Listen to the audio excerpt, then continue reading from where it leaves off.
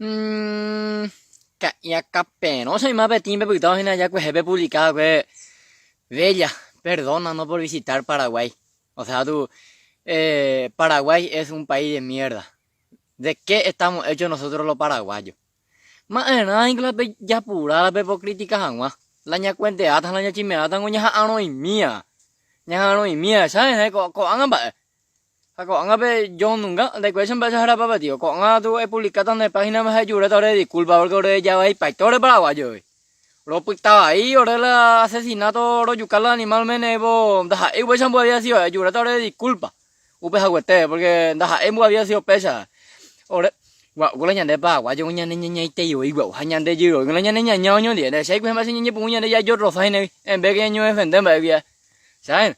Con ayuda ahora disculpa, de cuál es inglés, donde escribo igual de, disculpe, hoy me aparece, me lo joya la disculpa al lado, disculpe Paraguay, es muy hora, porque lo puta ahí para todo Paraguay.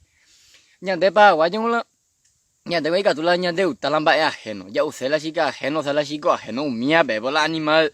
Y yo, me hago ya, anda, me ñande, guau, me hago la tipo ñande muy bien, se me muy bien. Algunos dos compartir. Los seres humanos somos la peor raza. Agua, me oye me amo, guau, en cuenta de cuela. Deja, compadre, yo puta, ahí coño te lo mismo, lo cierto que lo ño no me puta, yo impongo la justicia hoy día, pues cuando vamos por la leal de la somos la peor raza. ¿Por qué? Porque a ni que nada ni cuña que ahí oye violación y me voy a yo coño me bota por orilla, socorro, llora justicia, madre, no pena nada.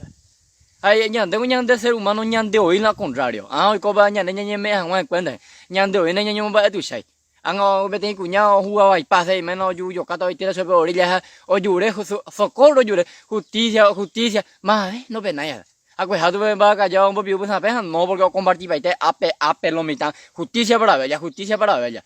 El que al hierro mata al hierro muere ven a ver en Dios va. Primero ñande ya pon la justicia a la ope ella lloré jamás.